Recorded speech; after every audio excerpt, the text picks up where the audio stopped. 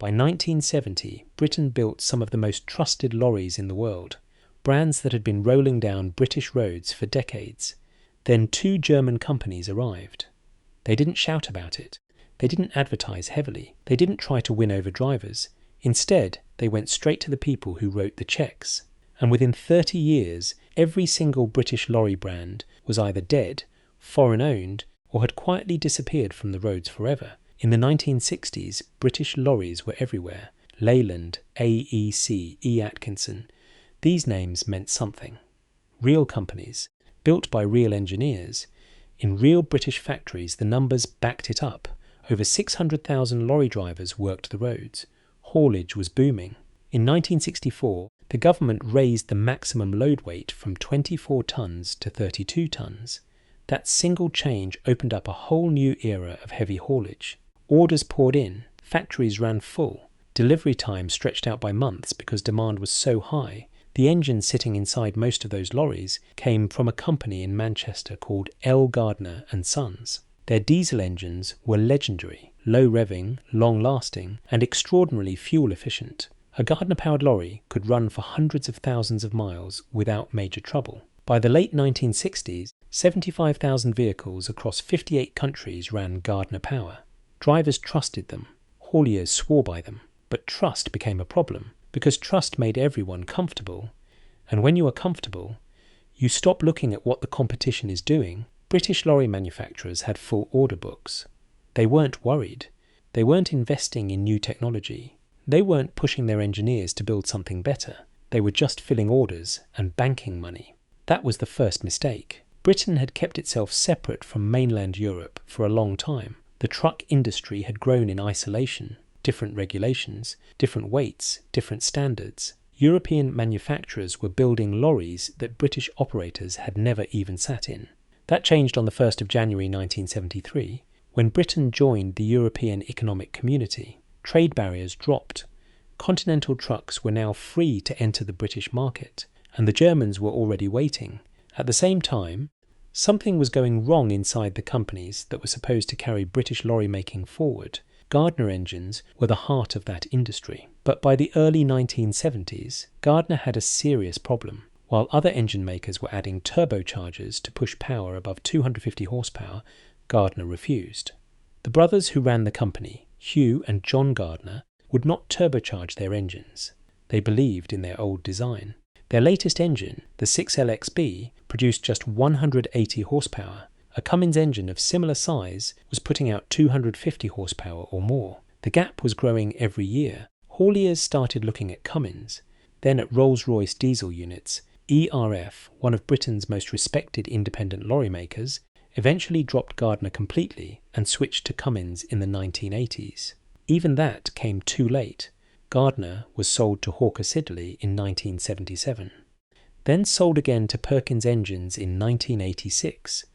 Automotive engine production stopped entirely in 1994. The greatest British truck engine company was gone, and British Leyland, the giant that was supposed to save British vehicle manufacturing, was falling apart. Formed in 1968 from the merger of Leyland Motors and British Motor Holdings, it became a national embarrassment. Strikes shut the factories constantly. In 1972, the Longbridge plant went down for weeks. Management made bad decisions on top of bad decisions. The government part nationalised the company in 1975 just to keep it alive. AEC, one of Britain's oldest lorry makers and the most prolific British truck producer during the First World War, was shut down by British Leyland in 1979. Gone. Just like that. In 1973, the same year Britain joined the European Economic Community, Mercedes-Benz launched what they called the new generation truck, the NG series.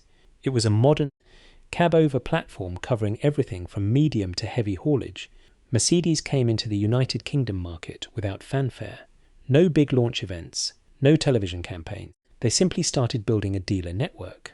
By the mid-1970s, Yorkshire-based dealers like Northside Truck and Van were already running Mercedes commercial vehicle franchises. The Star badge was appearing on British fleet yards. The drivers did not immediately warm to a foreign lorry. British drivers had loyalties. They grew up around Leylands and ERFs. The smell, the sound, the feel of a Gardner engine. That meant something. But drivers did not buy the lorries. Fleet managers did. And fleet managers ran numbers. A Mercedes lorry offered more horsepower. A more powerful engine meant faster journey times. Faster journey times meant more deliveries per day. More deliveries per day meant more money. The maths was not complicated. And on top of that, the German trucks offered cab comfort that British designs had simply not kept up with. Fleet managers who put a German lorry next to a British one in a back-to-back trial were making a simple business decision. The German truck won too often. And once a fleet manager switched even a handful of vehicles, the orders for British lorries dropped. Mercedes built on that foothold steadily through the late 1970s and into the 1980s. They were not the only Germans doing it. MAN, Maschinenfabrik Augsburg-Nürnberg, had been building trucks in Germany since 1915. They were a serious industrial company, but they had no name recognition with British lorry drivers in the 1970s. None at all, so they did not try to build that recognition. Not yet. Instead, they targeted fleet managers directly. They came in through cooperation agreements with other manufacturers. The Commercial Motor magazine, in its archive, described the MAN trucks of the 1970s as some of the most confusing lorries available in Britain at the time, partly because they appeared under different badges, built through partnerships, aimed squarely at operators who made purchasing decisions by looking at fuel costs and power ratings rather than badge loyalty. MAN did not need the driver's vote. They needed the fleet manager's signature. They got it. Quietly, year by year, fleet by fleet, the 1980s finished what the 1970s had started. Albion was gone. Guy was gone. Commer was gone. Thornycroft was gone, all swallowed or shut down by the end of the previous decade.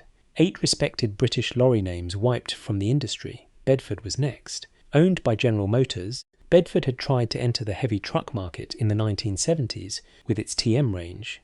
The V6 and V8 engines were not popular with British hushdrivers. Then Bedford lost a major Ministry of Defence supply contract, a contract it had held for years. European competition had made Bedford uncompetitive.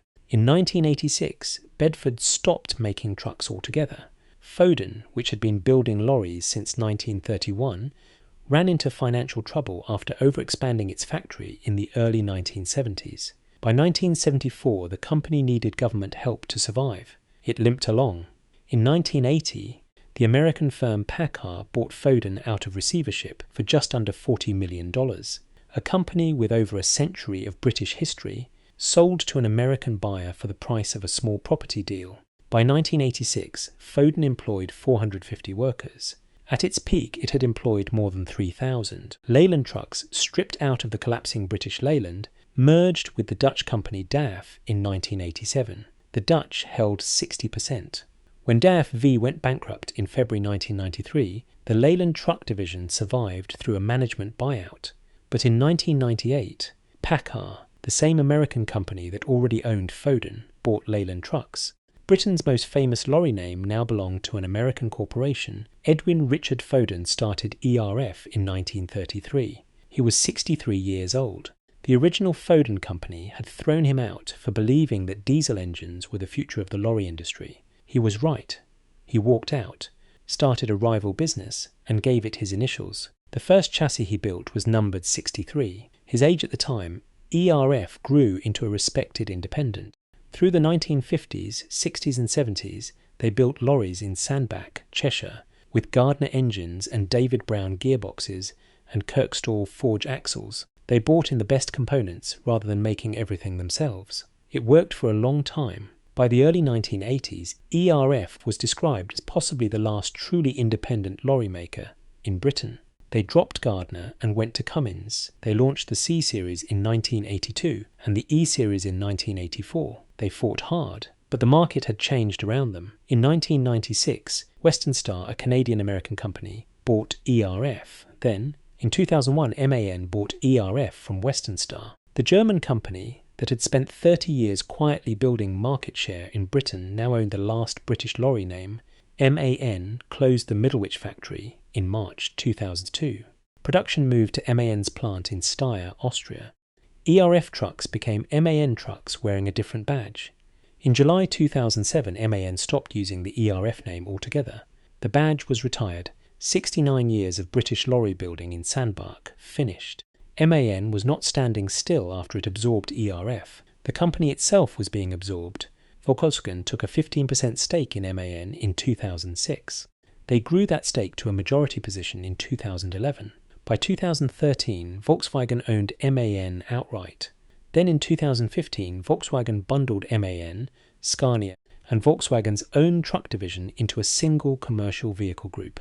In 2018, that group was renamed TRATON. TRATON today is one of the 3 largest commercial vehicle groups on Earth. It owns MAN. It owns Scania. In 2021, it completed the full takeover of Navistar, the American maker of international trucks. MAN itself was fully merged into TRATON and delisted from the stock exchange. The company that quietly entered Britain through fleet manager meetings in the 1970s is now part of a global German-owned truck empire worth billions.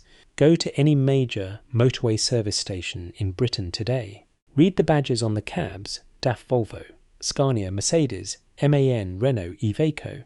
In 2021, DAF, a Dutch brand now owned by Packard, was the single best-selling heavy goods vehicle brand in the United Kingdom, with nearly 11,600 new registrations.